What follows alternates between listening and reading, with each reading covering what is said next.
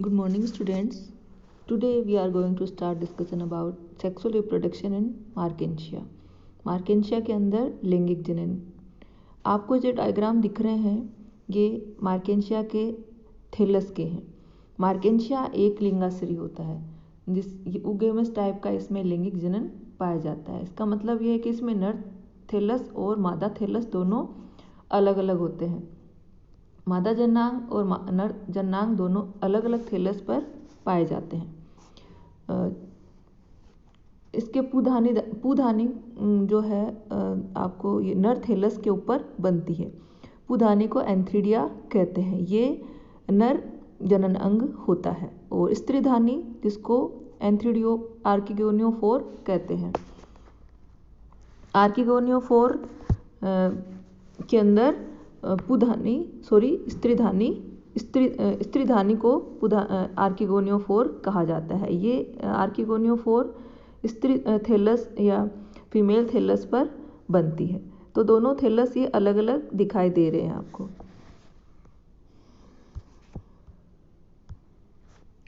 अब आपको ये जो डायग्राम दिख रहा है ये किसका दिख रहा है? मार्केंशिया एलस ऑफ एंथ्रीडियोफोर और पोर्शन ऑफ थैलस। ये डायग्राम देखिए, थैलस के ऊपर एंथ्रीडियोफोर दिखाई दे रहा है। एंथ्रीडियोफोर यदि अब इसकी स्ट्रक्चर की बात करें तो आप देखिए इसमें इसको एंथ्रीडियोफोर को पुधानीधर कहा जाता है। ये शीर्षस्थ खांच से यानी जो सबसे ऊपर वाली जो खांच है इसकी थैलस की उससे ऊर्ध्व दिशा में विकसित होती है, ऊपर इरेक्ट विकसित होती है। इसमें एक लंबा 1 से 3 सेंटीमीटर तक वेल डेवलप्ड स्टाक, जो आपको दिख रहा है स्टाक लिखा हुआ है, स्टाक होता है जिसका सबसे ऊपरी भाग या अंतस्थ हिस्सा जो है वो चपटा होता है और 8 लोब्ड युक्त होता है। ये किनारों पर पतला चपटा व मध्य में मोटा होता है। जैसा कि आप इस डायग्राम में देखिए, किसी जाति में नर वृंत के अंतस्थ सिरे पर 4 ही पालियां होती। Example Marchantia जेमिनेटा। इन पालियों की आंतरिक संरचना का अध्ययन करने पर पता चलता है कि ये परिवर्तित शाखा तंत्र होती है जो कि शीर्ष या अंतस्थ सिरे के तीव्र गति से होने वाले द्विभाजन के कारण निर्मित होती है। यह माना जाता है कि यह लोब एक शाखा को दर्शाता है तथा इसके लिए शीर्ष पर एक वृद्धि बिंदु उपस्थित होता है। अब स्ट्रक्चर ऑफ द एंथ्रीडियम की बात करें हम, पुधानी की संरचना। अब देखिए वृंत के ऊपरी सिरे सबसे ऊपर देखिए आपको air chamber, antheridia, air pores ये दिखाई दे रहे हैं। ये इसकी संरचना इसके देखते हैं। इसका अंतस्थ सिरा ऊपरी अंतस्थ सिरे पर डिस्क की पृष्ठ सतह पर फ्लास्क के आकार के आपको चेम्बर्स दिखाई दे रहे, एयर चेम्बर्स दिखाई दे रहे हैं फ्लास्क के आकार के। अच्छे से देखने पर देखिए आप, ये फ्लास्क इनके अंदर ही एंथ्रीडिया का विकास होता है। फ्लास्क चेम्बर के अंदर ही एंथ्रीडिया का विकास होता है। सभी फैली हुई पालियों में या चेम्बर्स में अग्राभिसारी क्रम में, एक्रोपिटल क्रम में ये पुधानियां विकसित होती है। हर वृद्धि बिंदु में एक पुधानी विकसित होती है। वयस्क पुधानी बीच में किनारों पर तरुण पुधानियां उपस्थित होती है। यानी वयस्क पुधानियां बीच में होती है और किनारों पर कौन सी होती है? तरुण, जो सबसे पहले बनने वाली तरुण यानी इमेच्योर एंथ्रीडिया उपस्थित होती है तथा प्रत्येक एंथ्रीडिया चेम्बर में एक एंथ्रीडिया डेवलप हो रही है, देखिए आप, होती है। हर चेम्बर बाहर की तरफ एक ओस्टियोल के द्वारा खुलता है, एक छिद्र के द्वारा खुलता है। पुधानीधर एंथ्रीडियोफोर के ऊर्ध्व वृंत में अपाक्ष व अभ्यक्ष सतह स्पष्ट दिखाई दे रही। वेंट्रल और डोर्सल जो सतह होती है वो स्पष्ट रूप से दिखाई देती है। वृंत के पश्च भाग में अपाक्ष सतह के समान वायु गुहिकाएं, स्वांगीकरण तंतु, एसिमुलेटरी जिसको बोलते हैं स्वांगीकरण तंतु, वायुरंध्र, जिसको बोलते हैं एयरपोर। वृंत के अग्रभाग में अभ्यक्ष सतह के समान सघन पतली भित्ति युक्त पेरेन्काइमेटस सेल्स होती है जो स्टोरेज क्षेत्र के रूप में कार्य करती है। वृंत के लेटरल भाग पर एक गहरी ऊर्ध्व उदग्र नलिका पाई जाती है जिसमें राइजोइड्स व सल्क पाए जाते हैं। जिसमें देखिए आप राइजोइड्स और ग्रूव लिखे हुए हैं ना, वो वृंत का अनुप्रस्थ काट लेने पर ये प्रिज्म के आकार की, पंचकोणीय आकार की दिखाई देती है। डायग्राम भी देखिए आपको, ये प्रिज्म कोणीय दिखाई देती है। इनके अंदर एंथ्रिडिया बनता है, थैलस के ऊपर एंथ्रिडिया का विकास हो रहा है। अब हम इसके डेवलपमेंट की बात करें कि पुधानी का डेवलपमेंट, पुधानी का परिवर्धन किस तरह से होता है। जैसे कि हम सभी जानते हैं कि पुधानी का परिवर्धन थैलस पर होगा। तो थैलस पर कुछ कोशिकाएं जो है वो और कोशिकाओं से अलग होती है और इसलिए वो अपने आकार में वृद्धि करके एक उभार बना लेती है। जैसे ए डायग्राम में देखिए, जिसको एंथ्रीडियल इनिशियल कहा जाता है। यह सतही या पृष्ठीय परिवर्धन कहलाता है। इस तरह का जो परिवर्धन होता है उसको सतही या पृष्ठीय परिवर्धन कहते हैं। इस कोशिका में, कौन सी कोशिका, एंथ्रीडियल इनिशियल, इस कोशिका में ट्रांसफर डिवीजन होने के फलस्वरूप दो सेल बनती है। आप बी में देखिए, अपर सेल और लोअर सेल। आधारिक कोशिका को लोअर सेल, बेसल सेल भी कहते हैं। ये नीचे की ओर बनती है। बाहरी कोशिका को अपर सेल कहते हैं। जो एंथ्रीडिया है उसका परिवर्धन अपर सेल से ही होता है।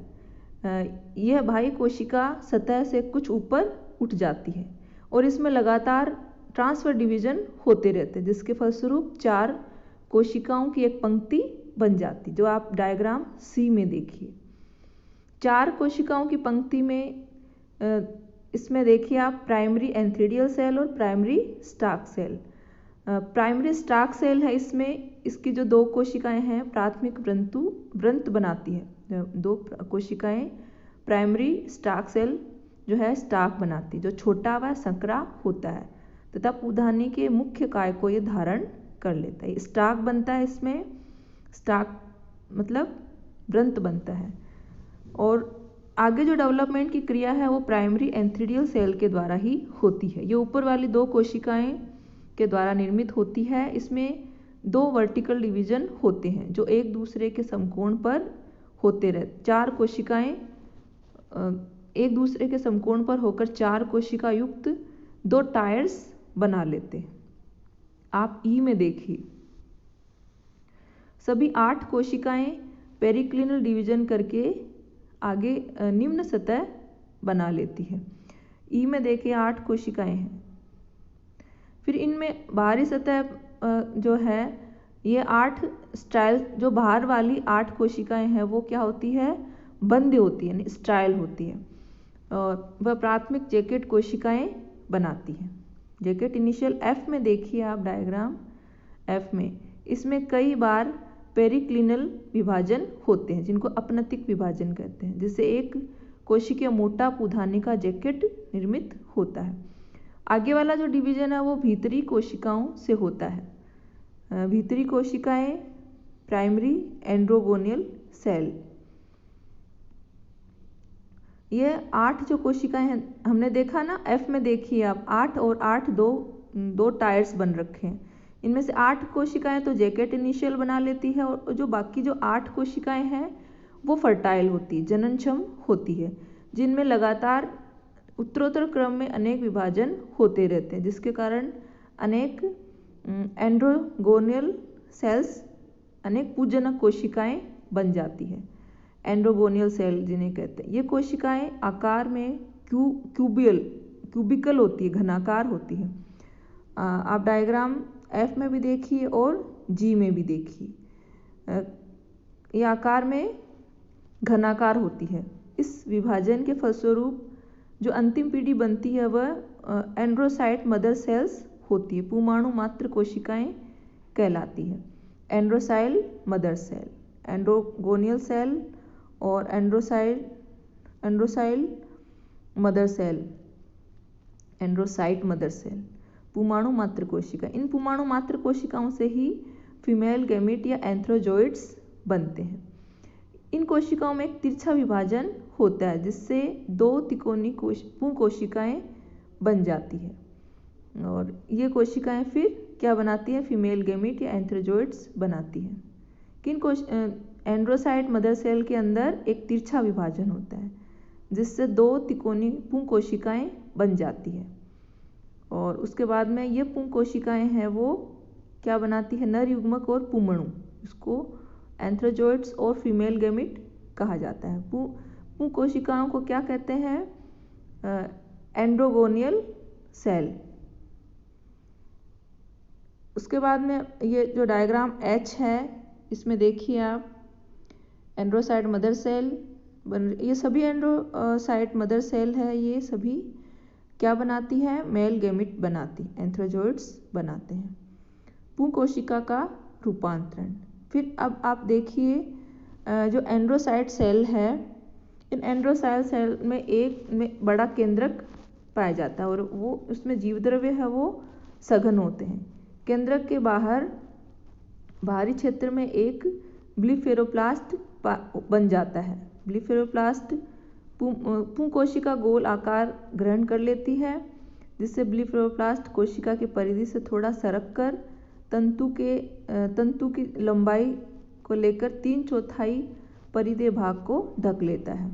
ब्लीफेरोप्लास्ट का एक निचला अपेक्षाकृत मोटा होता जाता है, यह अग्रभाग कहलाता है और इस पर दो कशाभिकाएं निर्मित हो जाती है। केंद्रक होमोजीनस व अर्धचंद्राकार आकार ग्रहण कर लेता है जिससे यह कोशिका द्रव्य की परिधि से थोड़ा दूर हटकर ब्लीफेरोप्लास्ट के पास आकर इससे पूर्णतः फ्यूज्ड हो जाता है। इसके संयोजन के पश्चात केंद्रक व ब्लीफेरोप्लास्ट दोनों ही इलोंगेटेड हो जाते हैं जिससे यह कुंडलन पुंमणु के 1.5 कुंडल बन जाता है।